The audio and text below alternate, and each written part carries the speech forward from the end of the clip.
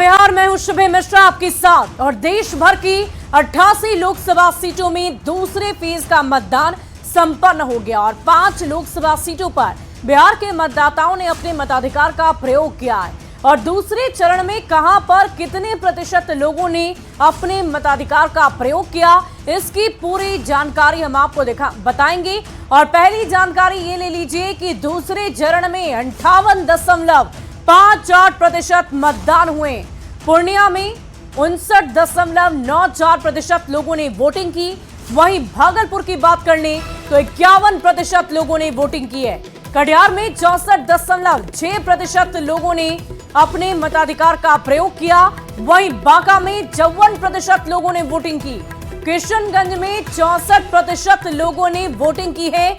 और कटिहार में सबसे ज्यादा लोगों ने अपने मताधिकार का प्रयोग किया। वहीं भागलपुर में सबसे कम वोटिंग प्रतिशत रहा। पिछले चुनाव से 4% कम मतदान हुए हैं और पिछले चुनाव में 62.92% वोटिंग कराई गई थी। तो कुल मिलाकर वोटों का आंकड़ा क्या रहा, इससे आपने जान लिया है। 5 लोकसभा सीटों पर आज मतदाताओं ने अपने मताधिकार का प्रयोग किया और सबसे ज्यादा अलग अलग लोकसभा क्षेत्रों में जो वोटिंग का प्रतिशत रहा वो देखने को मिला है। और सबसे ज्यादा लोगों ने कटिहार में वोट किया है, अपना वोट कास्ट किया है, अपनी जिम्मेदारियों का निर्वहन किया है। वहीं भागलपुर में सबसे कम लोगों ने वोट डाले हैं। तो दूसरे चरण में जो मतदान प्रतिशत है पूरे बिहार की बात करें तो 58.58% लोगों ने घर से बाहर निकलकर अपने मताधिकार का प्रयोग किया है। और एक एक वोट कितना अहमियत रखता है ये आप बखूबी समझते हैं। इस वोट प्रतिशत को और भी ज्यादा बढ़ाने की कोशिश की जानी चाहिए लोगों की तरफ से। ना सिर्फ ये आपकी जिम्मेदारी है बल्कि ये आपका अधिकार है कि आप अपने जनप्रतिनिधि को पूरी तरह से सोच समझकर उनका चयन करें। जो आपके हित में काम करे उसका चयन आप खुद करें, ये आपकी जिम्मेदारी है। और न्यूज़ 18 एक बार फिर से आपसे यही अपील करता है कि जब तीसरे चरण में आपको ये मौका मिलेगा तो उस मौके का लुत्फ जरूर उठाइएगा और अपने इस अधिकार को जरूर पूरा करिएगा, अपनी जिम्मेदारी को जरूर पूरा करिएगा। तो कटिहार में 64.6% वोटिंग लोगों के द्वारा की गई है। और ये आप देख पा रहे होंगे कैसे ये आंकड़े बढ़ते जा रहे हैं। पहले चरण की बात करें तो इसके बाद जब दूसरे चरण की वोटिंग कराई गई तो इसमें ये आंकड़ों की बढ़ोतरी नजर आई है, इजाफा हुआ है। और निर्वाचन आयोग की तरफ से भी ये उम्मीद जताई जा रही थी कि शायद इस दफा जब दूसरे चरण में लोगों की तरफ से मतदान किए जाएंगे तो वो जो प्रतिशत है, जो संख्या है, उसमें जरूर बढ़ोतरी होगी।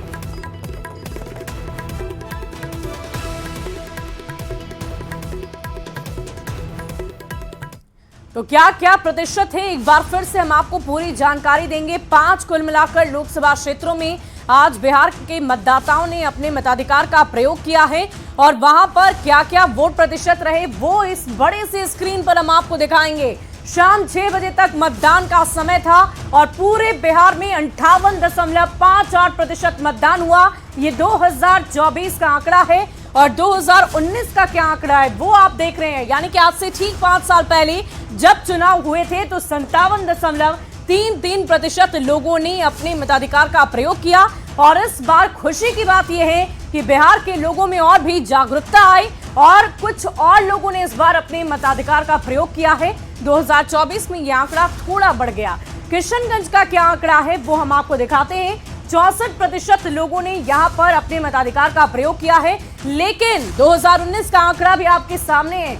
2019 में 66.38% लोगों ने अपने मताधिकार का प्रयोग किया। यानी कि इस आंकड़े में बढ़ोतरी नहीं बल्कि घटाव होता हुआ नजर आ रहा है। किशनगंज के लोगों में उत्सुकता की कमी नजर आ रही है।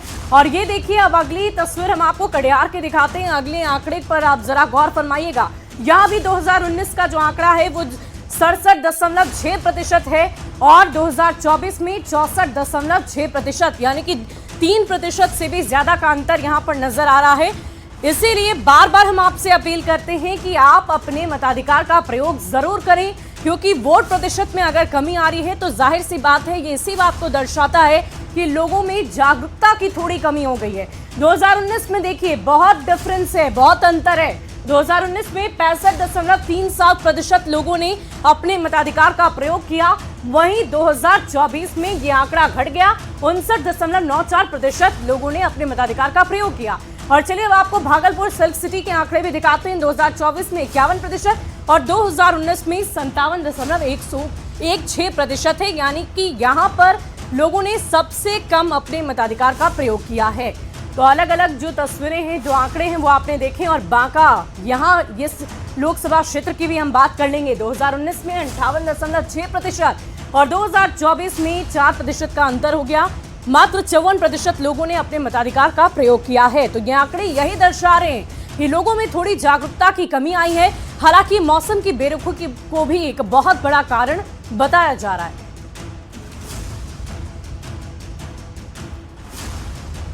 तो बड़ी खबर हम आपको बता रहे थे कि कैसे वोट प्रतिशत में बढ़ोतरी भी हुई है और कहीं कहीं पर इसमें जो आंकड़े हैं उसमें कमी भी नजर आ रही है।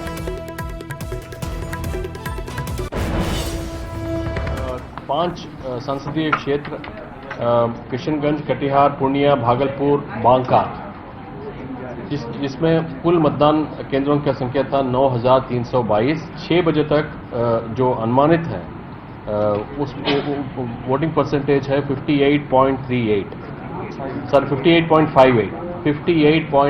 6 बजे तक अनुमानित है।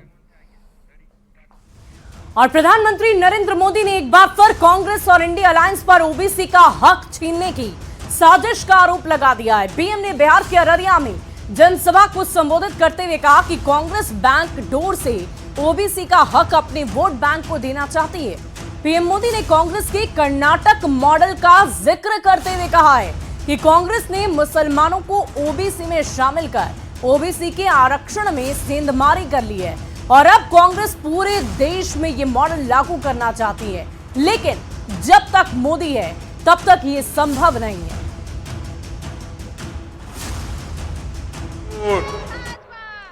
जिंदगी के साथ भी, जिंदगी के बाद भी। अब अररिया लोकसभा के समस्त जनता का आपका मिलकर हार्दिक अभिनंदन करते हैं। एक तरफ दूसरे चरण की वोटिंग चल रही थी, दूसरी ओर प्रधानमंत्री नरेंद्र मोदी बिहार में गर्जना कर रहे थे। अररिया और मुंगेर में 2 जनसभा के जरिए पीएम ने एक बार फिर कांग्रेस पर करारा प्रहार किया।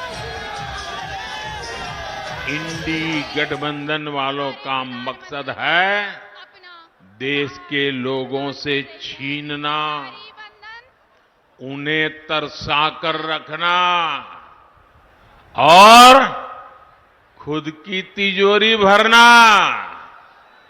जैसे कांग्रेस हो या आरजेडी। नरेंद्र मोदी ने एक बार कांग्रेस पर ओबीसी का हक छीनकर अपने वोट बैंक को देने की साजिश का आरोप लगाया। आज इनकी नजर ओबीसी के हक पर है, कल कांग्रेस आरजेडी इसी तरीके से एसटी एससी का हक भी छीनने का पाप करेगी। माला पहनाकर नरेंद्र मोदी ने कांग्रेस के कर्नाटक मॉडल का जिक्र करते हुए बताया कि कैसे कांग्रेस ने मुसलमानों को ओबीसी में शामिल कर ओबीसी वर्ग के 27% आरक्षण में सेंधमारी की।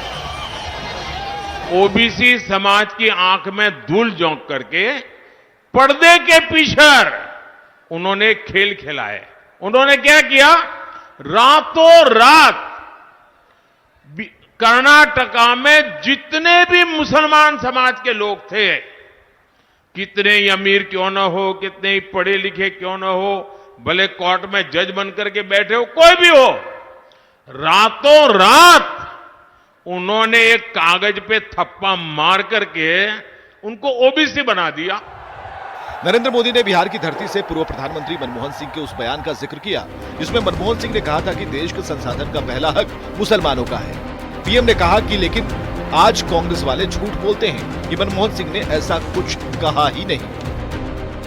डॉक्टर मनमोहन सिंह जी का एक और पुराना वीडियो सामने आया है जिसमें फिर से वो वही कह रहे हैं कि देश के संसाधनों पर पहला हक मुसलमानों का है। पहले चरण में जहां मटन, मछली, मुगल जैसे मुद्दे सबसे अधिक चर्चा में थे, तो दूसरे चरण के चुनाव में संपत्ति के बंटवारे का मुद्दा, विरासत टैक्स और कर्नाटक में मुस्लिम आरक्षण का मुद्दा हावी रहा, जो तीसरे चरण में बरकरार है।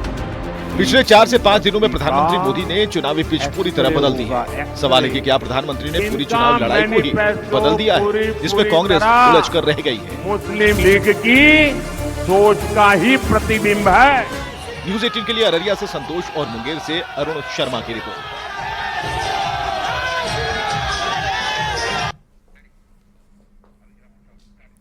और मुंगेर में पीएम मोदी ने एनडीए उम्मीदवार ललन सिंह के पक्ष में चुनावी सभा को संबोधित किया। इस दौरान पीएम मोदी ने इंडिया अलायंस पर जमकर वार किया है। पीएम मोदी ने कहा कि इंडिया अलायंस का मॉडल तुष्टीकरण का है, जबकि एनडीए का मॉडल संतुष्टीकरण का है। हर बुजुर्ग मां बाप चिंतित है और इसलिए एक स्वर से देश कह रहा है, कांग्रेस की लूट, कांग्रेस की लूट जिंदगी के साथ भी, जिंदगी के बाद भी, मरने के बाद भी लूटेंगे। लेकिन ये लोग कान खोलकर सुन ले, जब तक मोदी है तब तक ये एससी, एसटी, ओबीसी का हक छीनकर धर्म के आधार पर नहीं बांट पाएंगे और ये मोदी की गारंटी है। वहीं मुंगेर में सीएम नीतीश कुमार ने भी जनसभा को संबोधित किया और इस दौरान उन्होंने आरजेडी पर जमकर वार किया है। सीएम नीतीश कुमार ने लोगों से जाति के आधार पर नहीं बल्कि काम के आधार पर वोट करने की अपील की है। क्या हाल था, कुछ था, अब उसको वोट दीजिएगा।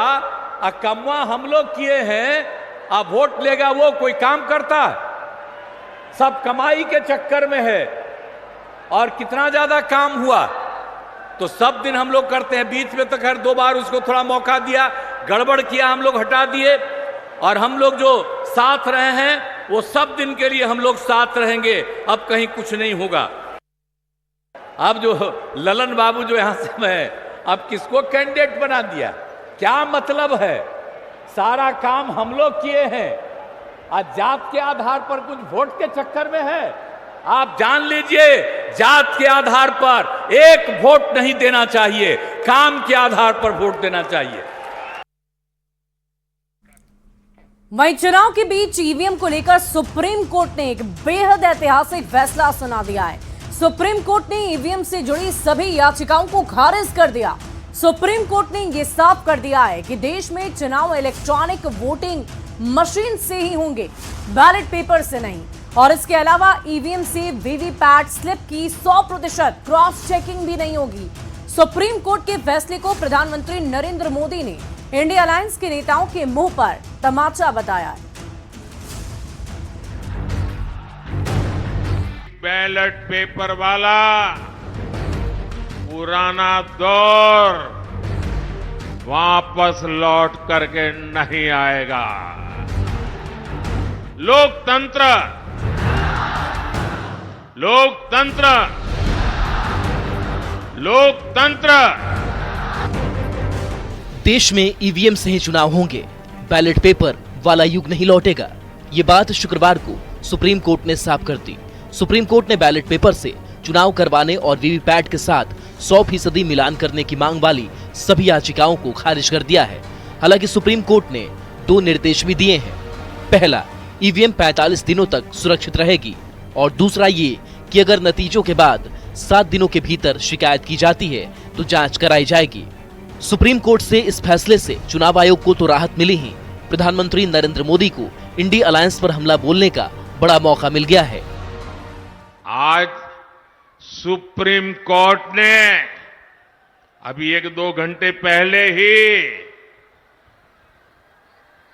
मतपेटियों को लूटने का इरादा रखने वालों को ऐसा गहरा झटका दिया है, ऐसा गहरा झटका दिया है कि उनके सारे सपने चूर चूर हो गए हैं। प्रधानमंत्री नरेंद्र मोदी ने बिहार के अररिया में जनसभा को संबोधित करते हुए लोगों को याद दिलाया कि कैसे पहले जब बैलेट पेपर से चुनाव होते थे तो बूथ लूट लिया जाता था। ये वो लोग हैं जिन्होंने दशकों तक बैलेट पेपर के बहाने लोगों का, गरीबों का अधिकार छीना। पोलिंग बूथ लूट लिए जाते थे, बैलेट पेपर लूट लिए जाते थे। प्रधानमंत्री ने कहा कि सुप्रीम कोर्ट का ये फैसला ऐसे लोगों के मुंह पर तमाचा है जो ईवीएम को बदनाम करने में लगे थे। सुप्रीम कोर्ट ने ऐसा करारा तमाचा मारा है, ऐसा करारा तमाचा मारा है, ये अब मुंह ऊंची करके देख नहीं पाएंगे जी। दूसरे चरण के मतदान के दौरान ही सुप्रीम कोर्ट का एक अहम फैसला आया है। इस फैसले से चुनाव के बीच इलेक्शन कमीशन को बड़ी राहत मिली है। साथ में वैसे लोगों को करारा झटका लगा है जो हर चुनाव के पहले ईवीएम की विश्वसनीयता पर सवाल खड़े कर दिया करते हैं। न्यूज़ 18 के लिए अररिया से सतीश कुमार के साथ ब्यूरो रिपोर्ट। वहीं राज्यसभा सांसद संजय झा ने विपक्ष को जवाब देते हुए कहा कि पीएम मोदी के आने से विपक्ष को परेशानी क्यों है। संजय झा ने कहा है कि बिहार से पीएम मोदी का काफी लगाव है। प्रधानमंत्री नरेंद्र मोदी की जहां डिमांड रहती है वो हर जगह जाते हैं।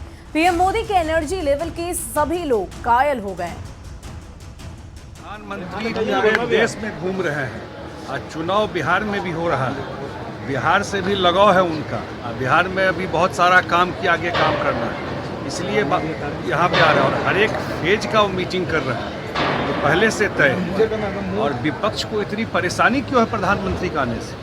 प्रधानमंत्री जी का हर एक क्षेत्र से डिमांड रहता है और मैं जो देखता हूँ उनका एनर्जी लेवल, यहाँ मीटिंग, उसके बाद कहीं बंगाल में मीटिंग, उसके बाद कहीं यूपी में मीटिंग, फिर कहीं उसी दिन शाम में साउथ में पहुंच गए और रात में रोड शो भी कर रहे हैं। देख रहे हैं उनका मीटिंग करने का जो स्केल है, जितना कार्यक्रम कर रहे हैं पूरे दिन में, रात में रोड शो कर रहे हैं, वो तो इंस्पिरेशन है लोगों की। और प्रधानमंत्री के बिहार दौरे पर सवाल उठाने वालों को बीजेपी प्रदेश अध्यक्ष ने जमकर जवाब दिया है। सम्राट चौधरी ने कहा कि प्रधानमंत्री देश के नेता हैं और इसीलिए सब जगह घूम घूम कर आशीर्वाद मांग रहे हैं, लेकिन विपक्ष के ज्यादातर नेता सजा काट रहे हैं। प्रधानमंत्री जी नेता है ना, उनके जो नेता है वो तो सजा आपता है। उनके नेता, चाहे वो देश के नेता हो, राहुल गांधी, वो भी चार्जशीटेड, और बिहार के भी जो नेता हैं वो सजा आपता है। तो उनके नेता घूम नहीं सकते हैं क्योंकि वो तो सजा आपता है, जेल में रहना चाहिए था, बीमारी के नाम पर जेल से बाहर है।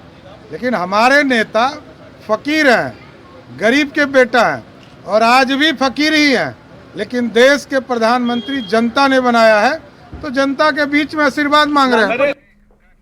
और यहाँ रुकते हैं एक छोटे से ब्रेक के लिए। खबरें लगातार जारी है।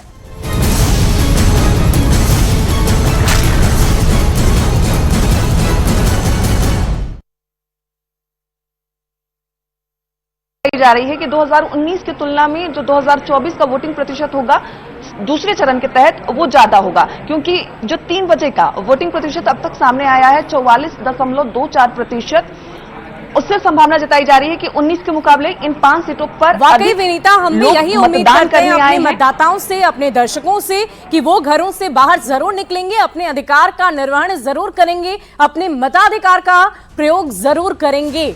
तो और भी अपडेट आपसे लेंगे क्योंकि अभी अभी आपने बताया कि 5 बजे का जो वोट प्रतिशत है उसे अभी काउंट किया जा रहा है। इस वक्त अपनी सहयोगी लक्ष्मी का मैं रुख करती हूँ, कुछ बड़ी जानकारी आप तक पहुंचाएंगे। तो बिल्कुल न्यूज़ 18 लगातार आपसे ये गुजारिश कर रहा है कि आप घर से निकलिए और वोट डालिए। बहुत कम देर अब शेष रह गया है, क्योंकि 1 घंटे से भी कम का समय बचा है जब आप जाकर के वोट डाल सकते हैं। हालांकि समय है, आप घर से निकलिए, वोट डालिए। बढ़ते हैं खबरों में आगे। खाद्य एवं उपभोक्ता संरक्षण मंत्री लेसी सिंह ने पूर्णिया लोकसभा के सरसी में अपना मतदान किया है। इस मौके पर मंत्री लेसी सिंह ने कहा है कि पूर्णिया समेत पूरे बिहार में एनडीए सभी 40 सीटों पर जीत रही है। पीएम मोदी के शासनकाल में जिस तरह से देश का विकास हुआ है, इससे लोगों में काफी उत्साह है। यहाँ जीतेंगे, पूर्णिया लोकसभा में एनडीए प्रत्याशी जीतेंगे और जहाँ भी इस द्वितीय चरण के मतदान हो रहे हैं जिन लोकसभा क्षेत्रों में, सभी जगह हम लोग भारी मत से जीत रहे हैं और पूर्णिया लोकसभा में तो काफ़ी अंतर से हम लोग जीतेंगे। और जो बिहार में माननीय मुख्यमंत्री जी के नेतृत्व में जो विकास को लोगों ने विकास पर मोहर लगा दिया है। भागलपुर में सभी बूथों पर मतदान जारी है। जिला प्रशासन वोटिंग को लेकर के भी मुस्तैद है और बॉर्डर और दियारा इलाके में घोड़े पर सवार होकर पुलिस गश्त कर रही है। बता दें आपको कि शहर में घुसने वाले सभी वाहनों की जांच की जा रही है। ज्यादा जानकारी दे रहे हैं न्यूज़ 18 संवाददाता विकास कुमार सिंह। लोकसभा चुनाव के दूसरे चरण में भागलपुर में सभी बूथों पर शांतिपूर्ण तरीके से मतदान जारी है। लोग भयमुक्त वातावरण में मतदान कर सके, इसको लेकर भागलपुर पुलिस 24 घंटे लोगों की सेवा में तत्पर है। जो भागलपुर की पुलिस है वो लगातार वाहन की सघनता से जांच कर रही है। शहर में प्रवेश करने वाले सभी वाहनों की जांच की जा रही है। बता दें कि लोकसभा चुनाव के दूसरे चरण में आज भागलपुर में मतदान हो रहा है। ऐसे में भागलपुर पुलिस जो है सख्ती बरत रही है और सभी चौक चौराहों पर दंडाधिकारी के साथ पुलिस बल तैनात हैं और काफी संख्या में जो पुलिस बल की तैनाती चौक चौराहों पर की गई है। और सभी पुलिस बल जो वाहन बाहर से गुजरते हैं, जो प्रवेश शहर में करते हैं, वो सभी वाहनों की सघनता से जांच की जा रही है ताकि किसी भी प्रकार की जो बाधा हो, लोकसभा चुनाव के दूसरे चरण में जो वोटिंग प्रक्रिया चल रही है इसमें किसी तरह की कोई बाधा उत्पन्न न हो, इसको लेकर भागलपुर पुलिस मुस्तैद नजर आ रही है। विकास कुमार सिंह, न्यूज़ 18 भागलपुर। जिस बूथ पे इस वक्त खड़े हैं लगभग 75% से ज्यादा वोट यहाँ पे पड़ चुका है। लगभग 1140 के आसपास वोट था और लगभग 950 के आसपास वोट पड़ गया, तो एक अच्छी बात है। और सबसे बड़ी बात है कि अभी भी 1 घंटे का वक्त है, लोग अभी भी आ रहे हैं, छिटपिट वोट डाल के जा रहे हैं। एक महिला है, आपने वोट डाल दिया मैम? दिखाइए अपना, ये दिखाइए। इतना लेट से क्यों आई? भीड़ कम रहती है इस समय, इसलिए। अच्छा, भीड़ की वजह से। तो सब लोगों ने दे दिया कि अभी कुछ लोग बचे हुए हैं? मेरे को तो मालूम नहीं है। आपके घर के अगल बगल के लोग? सब दे दिए। बहुत देर है लेकिन वोट आपने